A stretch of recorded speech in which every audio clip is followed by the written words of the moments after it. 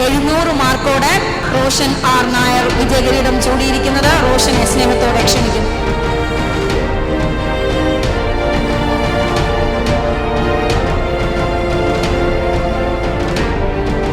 Hello, ഞാൻ കുറച്ചും കൂടെ ചെറിയൊരു ഓഡിയൻസ് ആണ് പ്രതീക്ഷിച്ചിരുന്നത്. കുറച്ച് പാനിക് ആവുന്നുണ്ട്.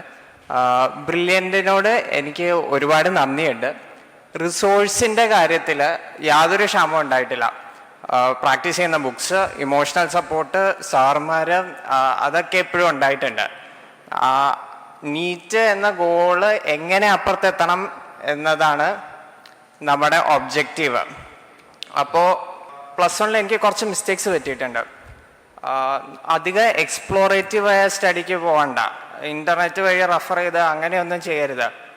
ബ്രില്യൻ്റ് റിസോഴ്സസ് തന്നെ മതിയാവും, വേറെ ഗൈഡ്സ് അങ്ങനെയൊന്നും വേണ്ട. ഞാൻ സീനിയർ ആയിട്ടുള്ള ഒരു ചേട്ടനോട് കഴിഞ്ഞ വർഷം ചോദിച്ചപ്പോഴാണ് ചേട്ടൻ പറഞ്ഞാണ് ഗൈഡൊന്നും വേണ്ട, ബ്രില്യൻറ്റിൻ്റെ തന്നെ മെറ്റീരിയൽ അത് കംപ്ലീറ്റ് ആയിട്ട് ചെയ്യുക, 3-4 തവണ ചെയ്യുക. അതിനകത്ത് പാടുള്ള ക്വസ്റ്റ്യൻസ് അടയാളപ്പെടുത്തി വെച്ച് വീണ്ടും റിവൈസ് ചെയ്യുക. മാത്രമല്ല, നമ്മളൊരു ചാപ്റ്റർ പഠിച്ച് തീർന്നില്ല എന്ന് പറഞ്ഞ് ആ എക്സാമിൽ നിന്ന് ബാക്കൗട്ട് ചെയ്യരുത്. ഒരിക്കലും ഒരു എക്സാം മിസ് ചെയ്യരുത്. ഈ എക്സാമിൻ്റെ പേപ്പർ ഞാൻ കളക്ട് ചെയ്ത് വയ്ക്കുമായിരുന്നു. അതിനകത്ത് തെറ്റുന്ന ക്വസ്റ്റ്യൻ കണ്ടുപിടിച്ച് ടാഗ് ചെയ്തിട്ട് പേപ്പർ കളക്ട് ചെയ്ത് വയ്ക്കും. എന്നിട്ട് ആ സെയിം ടോപ്പിക്ക് വീണ്ടും എക്സാം വരുമ്പോൾ ആ ടാഗ് ചെയ്ത ക്വസ്റ്റ്യൻസ് വീണ്ടും നോക്കുമായിരുന്നു. പിന്നെ ഈ ലാസ്റ്റ് വരുന്ന സെറ്റ് ഓഫ് എക്സാംസ് ഒരു 25ഓളം എക്സാംസ് വന്നു എന്നാണ് എൻ്റെ ഓർമ്മ.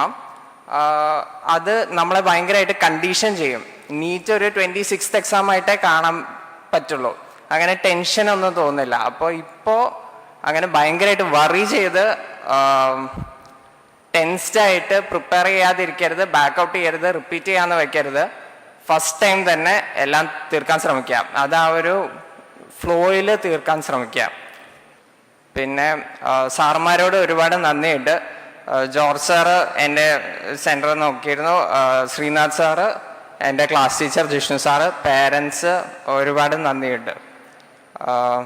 ഞാൻ കുറച്ചും കൂടെ എക്സ്പെക്റ്റ് ചെയ്തിരുന്ന കുട്ടികൾ, അതായത് എൻ്റെ ജൂനിയേഴ്സ് ഡൗട്ട് ചോദിക്കുമെന്നും ഞങ്ങൾ ക്ലിയർ ചെയ്യുമെന്നായിരുന്നു. ഇതിപ്പോൾ എനിക്ക് പറയാനുള്ളത് ഞാൻ ഓർമ്മയിൽ നിന്ന് എടുത്ത് പറഞ്ഞിരിക്കുന്നു. Thank you. എൻട്രൻസ് സംബന്ധമായ വാർത്തകളും അപ്ഡേഷനുകളും ഏറ്റവും വേഗം ആധികാരികമായി അറിയാൻ ബ്രില്യൻറ്റ് സ്റ്റഡി സെന്റർ പാല യൂട്യൂബ് ചാനൽ സബ്സ്ക്രൈബ് ചെയ്യുക. ബെൽ ഐക്കൺ അമർത്തുക. ഈ വീഡിയോ മറ്റ് സുഹൃത്തുക്കളിലേക്കും ഷെയർ ചെയ്ത് നൽകുക.